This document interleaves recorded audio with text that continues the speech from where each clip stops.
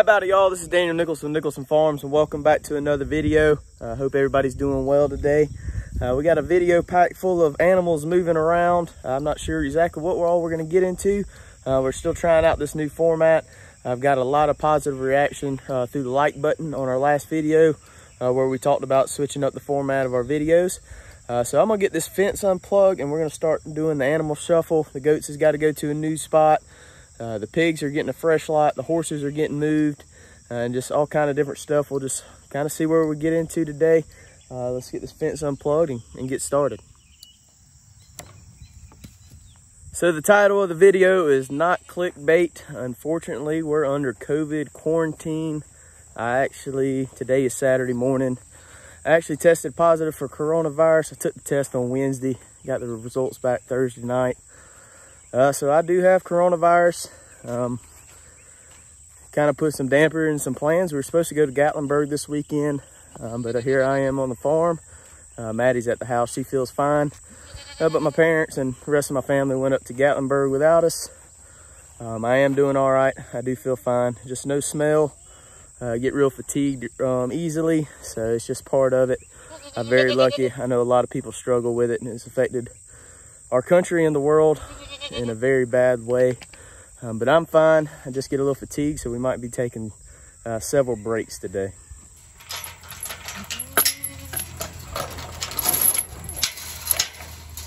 Come on, Shane. Let's go, goats.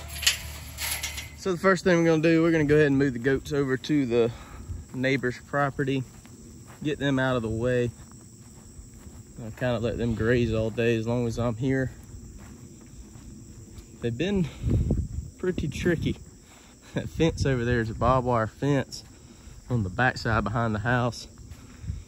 And they're really trying to munch down on some acorns right now. So they've been going under that barbed wire, getting in the backyard.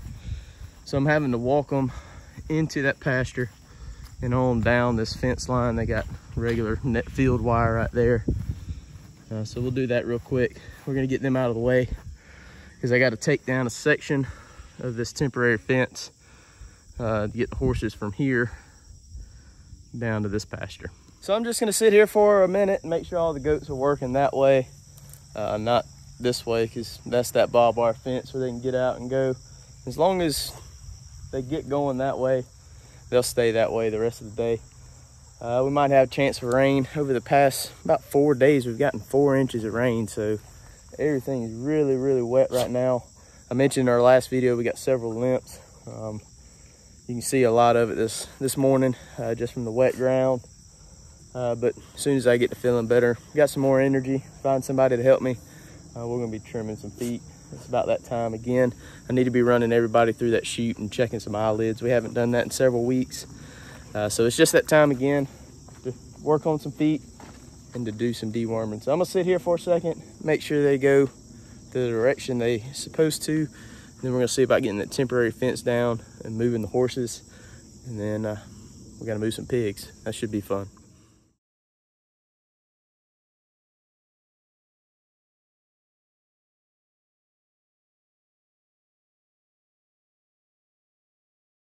So like I said, I gotta kind of take a section out of this temporary fence so we can get the horses moved.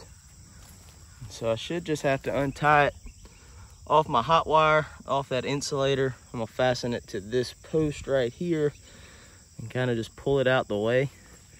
We'll go ahead and get that pulled out of the way, and then I'm gonna go feed Brisket and the Billies before I get the horses down there, because they're gonna be sharing a pasture. We're gonna have to keep Brisket separate whenever we feed him in the afternoons, at least for a week while the horses are down there.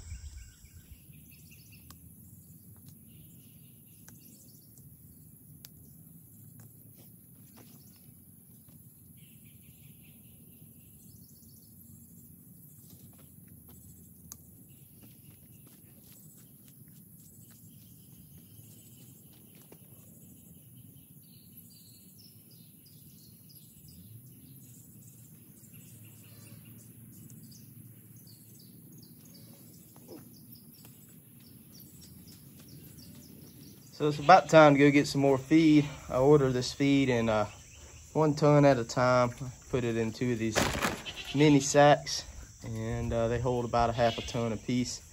This is what we've been feeding the goats here and there. It's what we've been feeding our butcher steer brisket and our billies. It's working pretty good. It's putting the weight on brisket really well. He's starting to really fill out. He's got a date coming up in February where he's gonna go to the butcher. I'm kind of looking forward to some steaks, but we're gonna kind of miss this guy. He ain't the friendliest thing, but he ain't mean either. This pasture right here is where the horses are gonna come into. Typically this pasture right here gets the most abuse for grazing. Brisket, they're gonna stay down here. They're not gonna get moved today. They're gonna be down here for a little while. Let's see, brisket. Sorry, I had to cut the camera off. Brisket went in there by itself, so I had to take my shot. So, like I was saying, this pasture gets the most abuse. Brisket and the billies, they're gonna be hanging out here for a little while. I know we've got 4 more weeks before the goats go back to the lease. They'll be at the lease for 2 weeks. So it's 6 weeks before the nannies will be back in this pasture. So we'll probably keep the bucks and brisket in here for another week or 2, maybe 3, and then give it a little bit of break before the nannies come back home. They'll be in this pasture. But really, the reason I do that is because I keep up front good for the horses and the goat and the nannies. And I typically like to push my billies really hard. I do that for a couple reasons. I want to treat my billies basically hands off. They got to make their living by themselves. This is 50% of my herd, and what I'm breeding into my herd is going to have a lasting effect on all the nannies that I keep out of them. I want something that I don't have to trim feed on. I want something that's staying on the same pasture, is exposed to worms a lot more than my nannies are, knowing that they can fight off that worm load. I'm just try to be really strict on my billies. I do not worm them. If I have one that I have to worm, I'd say more than once a year, then I'm not going to breed him into my herd. It's like Clifford over here, red-headed buck. He's got a really good parasite resistant, but he has bad feet. That's one reason I am struggling and wanting to keep him and use him in my herd this year. But I'm kind of scared to get rid of him yet because our Kiko buck is so young. I want to make sure that all my does get covered. So that's going to be another discussion for another day about, you know, how we're going to do the breeding here with 3 bucks. But we'll kind of just see. I'm rambling, but I don't ever really cover that much about how strict I am on my bucks. I do give them a little extra more grain than the nannies get, but they're also on the same pasture longer. They do get mineral, but that's about it. These guys, they don't have a hard life, but they got a little harder than the nannies do. So let's get brisket fed so we can get the goats down. The horses down here. I might make a liar out of me, but normally all I have to do is lead old Cisco here.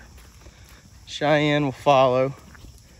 She's a little harder to get your hands on. She's straying off right now, but here she comes back.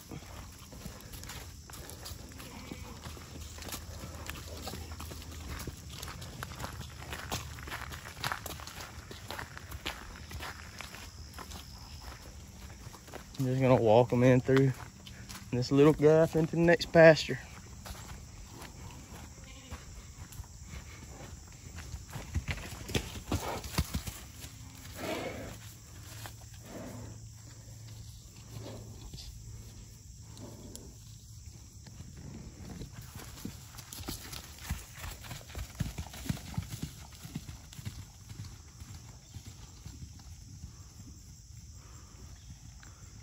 All right, so we're up here at the pig pen now. Mandy joined me. She's gonna give me a little hand. This could get interesting. We might be chasing some pigs. I don't think they'll be too bad. It was raining real bad yesterday, so I didn't feed anything. So they're probably a little hungry. So they should follow a bucket pretty well. But we're gonna grab that Premier One netting, and we're gonna kind of try to fence in these woods right here and put them in there. I don't want the pigs out on the pasture, especially with it being this wet. They'll root it up that really bad. I was looking at it, trying to figure out a spot where I could put the water trough on the outside so I don't have to drive through the pasture, but I've got a little work to do to be able to do that. So that's not going to get done today. We'll just drive through the pasture today to get the water to them. But we're going to cut the camera off and grab this fence. It's probably just going to be a little too much going on to record it. But we're going to see if we can get these pigs over in these woods today. Well, we got their fence up. Went ahead and moved over their barrel. They're over here munching down on some acorns. I don't know if you can hear them, but all you hear is pop, pop, pop, pop. But they got a decent little area. They'll be in here for probably about 2-3 weeks, and we'll kind of move their fence around. As I mentioned earlier, I do not want to put them out on the pasture, especially with it being this wet. So we're just going to be kind of bouncing them around into trees, maybe the edge of the pasture, and just feeding them grain and letting them eat acorns. So now that we got them moved, it's time to go set up our temporary fence again. I need to get the goats into their next pasture, which is right behind me here. We'll kind of look at the forage there whenever I get them in there. I think I'm gonna take a little bit break. That kind of wore me out a good bit. But these pigs are satisfied right now. We got to get the goats back into this pasture, but just animal shuffle. I feel like that's all I ever do is moving water, moving feed, and moving animals. So I guess the goats' bellies are full. They're kind of just hanging out in the yard. So we're gonna go ahead and move them into their next pasture. Walking into it now. This is the pasture they were in last week. Going into this right here behind me. They'll be in this pasture. This one's about twice the size of the one they just came out of. So I'm probably gonna leave them in here for 2 weeks. Let them work on this, and then 2 weeks from now they'll be going into this pasture beside us for another 2 weeks before they go back to the lease. But they're dwindling in. They're not too excited about coming in here yet. Everybody's full, so get them in here, and I'm gonna turn the camera around and show you what we got in this pasture. So this is by far the best pasture we have for is just tonnage of, I guess tonnage is the word, of forage. There's a lot of forage in this pasture by square foot. All this is about, to me, knee high. I'm right at 5'10", so I mean, I'm not the tallest fella in the world, but everything's about knee high. It does have a lot of this broom sedge, but it's got big sections of fescue that go through this pasture, which I'm really trying to promote to grow. But it's my best pasture for sure. It's a lot of forage in here, and it's like I said, twice the size of the pasture they just came out of. So they're gonna have plenty to eat in here. And as soon as Sheep gets through the gate, she's the last one, we're gonna walk back in that pasture that they just came out of that I talked about in our last video, and we're gonna kind of see how they did. I want to kind of talk about the broom sedge. You can see them 2 goats right there. That's what they're chewing down on, is that broom sedge. So we're pretty excited about that. So let's walk back in this last pasture and kind of look on what they did. So in this pasture, they were on for a week. They knocked it down pretty good. There's a lot of stuff just kind of trampled down. Goats aren't known really for trampling, but they did lay down a good bit of it. They really worked on this patch of fescue, and this is where all that broom sedge was. You can kind of see how they nipped all this broom sedge down, which is good. We don't want it as long as they'll eat it. I guess it's not terrible, but it's not a very nutritional plant. They did a pretty good job on this. We didn't take it down too far. I mean, it's still, up my leg a good little bit, almost to my knee in most spots. So there's gonna be a lot of forage here. This will have about 3 weeks before the horses come in here. It's not gonna fully recover. Some of this fescue will grow, especially with all the rain that we've got, and move the horses in here. And they'll munch down on it some more. It's looking good. I know the goats are, every afternoon they were taking over to the neighbor's property. So they didn't work on it quite as hard as they would have if we didn't have this. But you can kind of see the difference in this and that, just at the fence line to the pasture they're in now. In the afternoons, I am gonna continue to walk them over to the neighbor's property. I just have to a little bit farther of a walk, but that's all right. Good morning, y'all. Well, Sunday morning, it's a beautiful morning. The wind's coming out of the north. It's pretty chilly this morning. Feels like a great fall morning. I'm feeling a whole lot better today than I was yesterday. Yesterday was probably my best day yet, and I'm hoping today's gonna be better. So I hope we got this coronavirus thing behind us. But this morning I'm just hauling some water. I didn't water the goats yesterday when after we got them moved. There's a bucket up there that had some water in it. And plus, goats really don't drink that much water when there's a lot of dew or it's been raining. They get enough water off that plant. During the winter, they hardly drink any water at all. But we're just filling up this 100-gallon tank in the back of my truck. We're gonna take it up there, and I got a little short hose pipe. We siphon it out into the water trough. The tank that I normally use fell off the back of the truck the other day and broke the valve. I haven't got a chance to replace that. So we're using the old method of siphoning water out of a tank into another tank.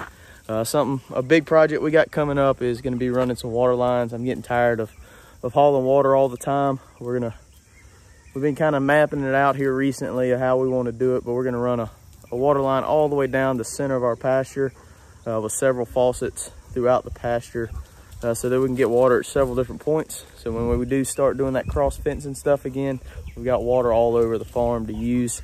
But we don't have that done yet, so we're hauling water.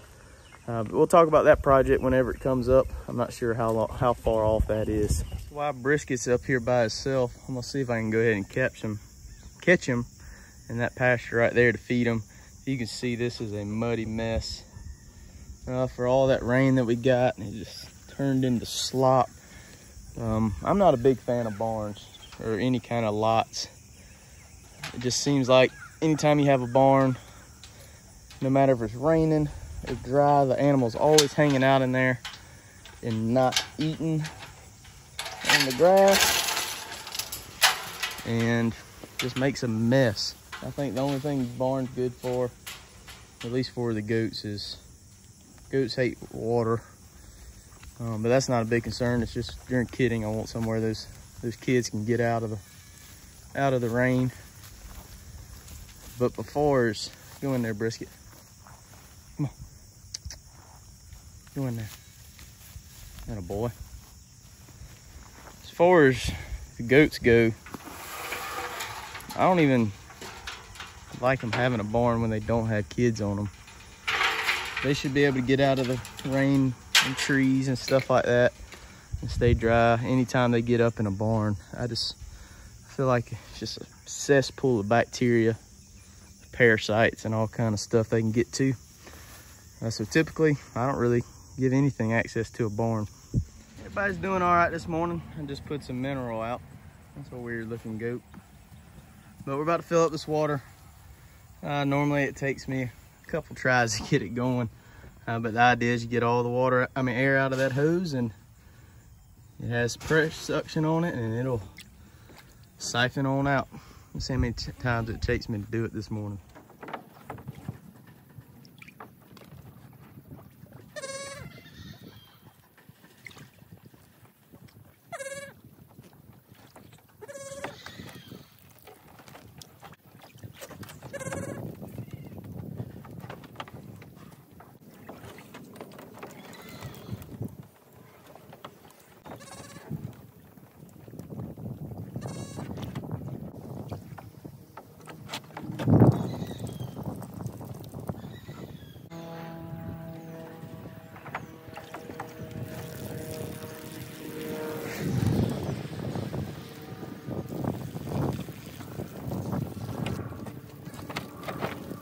So while that's filling up, I figured we'd talk about some mineral. I just hung this mineral gate on the gate a couple minutes ago. We're not supposed to be getting any rain here in the next couple days, so it should be fine out in the elements like that.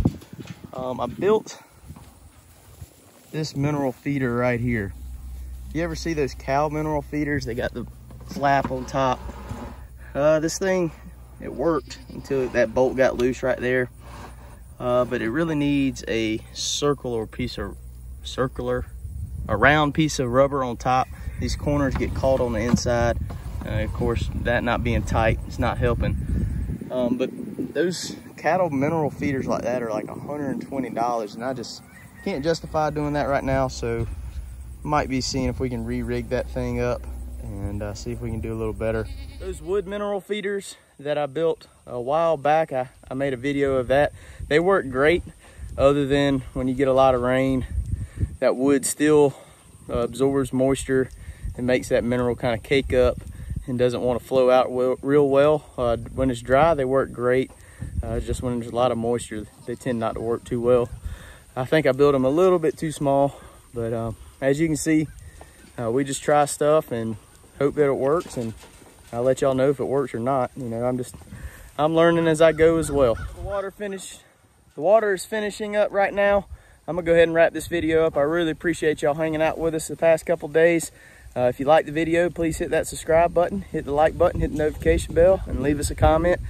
I really enjoy making these videos. I'm hoping that you get something from them, and hopefully we can all learn together. But I really appreciate it, and we'll see y'all on the next one.